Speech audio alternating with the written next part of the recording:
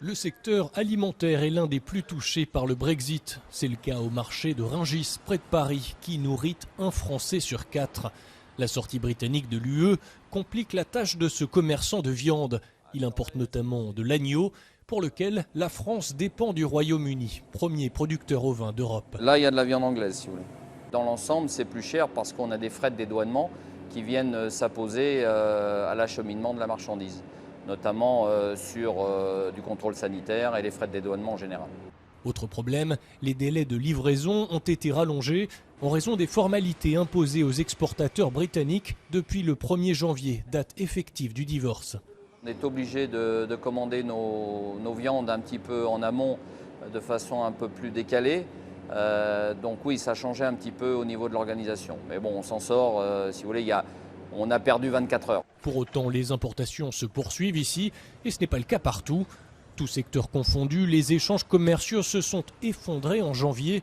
Les exportations de l'UE vers le Royaume-Uni ont chuté de 27% par rapport à janvier 2020 et celles de Londres vers le continent de près de 60%. Il y avait une abolition des frontières, une libre circulation des marchandises et en 2021, on retournait 60 ans avant avec de nouveau un rétablissement des frontières, donc des formalités douanières à respecter, tout un formalisme à respecter, des déclarations d'importation à remplir, des représentants en douane à choisir, à sélectionner, des procédures douanières complexes, des documents à remettre aux douanes et tout ça ne facilitait pas la vie des entreprises. Mais cette avocate spécialiste du commerce international est plutôt optimiste pour la suite.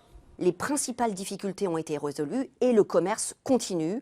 Les blocages les camions bloqués, les blocages de marchandises, la rétention de marchandises, la lenteur du processus de dédouanement, tout ça c'est un peu derrière nous aujourd'hui. Une autre menace pèse pourtant sur l'accord qui n'est que provisoire jusqu'au 30 avril. Le Parlement européen doit encore confirmer son application permanente, mais il retarde ce vote pour faire pression sur Londres, accusé de ne pas respecter l'accord à la frontière nord-irlandaise.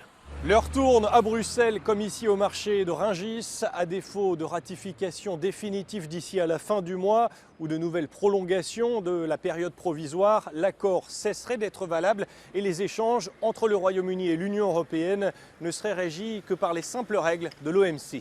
Cyril Fourneris, CGTN, Paris.